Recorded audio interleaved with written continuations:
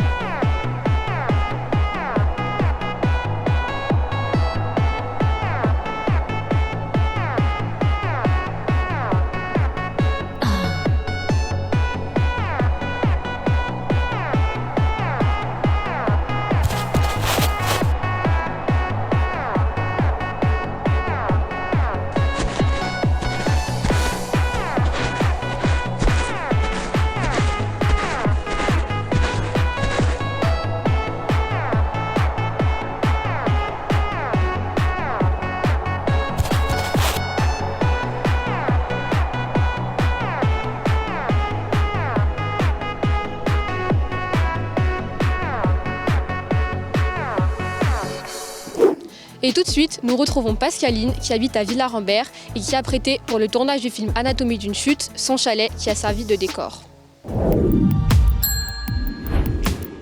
À Villarambert, au hameau des Crevasses, un chalet retient l'attention des passants.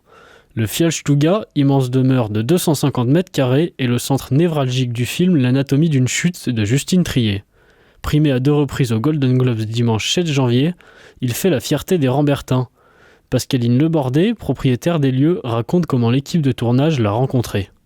Eh bien, il y a un chercheur de décors qui est un jour venu taper à la porte de la maison, c'était maintenant il y a 2 ans, en nous disant que notre maison les intéressait pour le tournage d'un film, un long métrage de Justine Triet.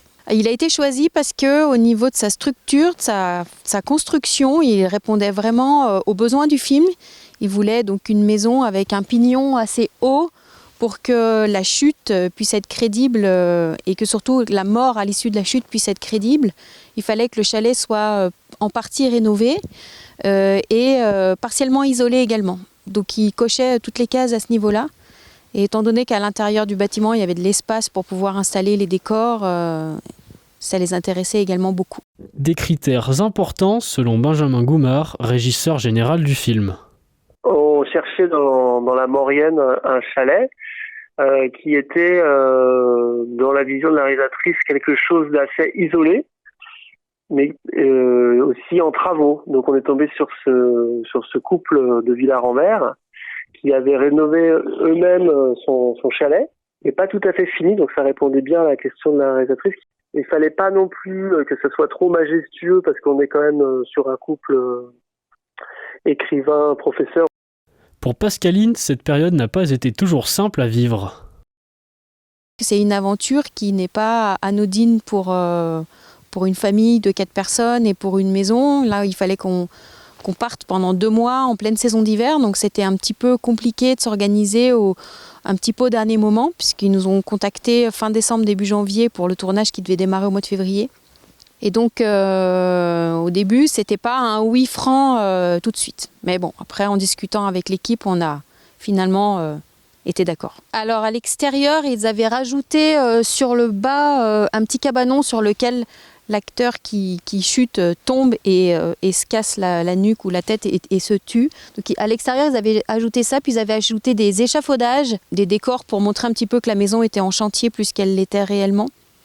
Et puis ils avaient ajouté de la neige artificielle également, puisque au moment du tournage, il y avait un peu de neige, mais pas suffisamment pour les besoins du film. Et à l'intérieur, par contre, ils ont installé un décor entier dans la pièce à vivre qui ne ressemble pas du tout à la pièce à vivre que nous avons réellement chez nous.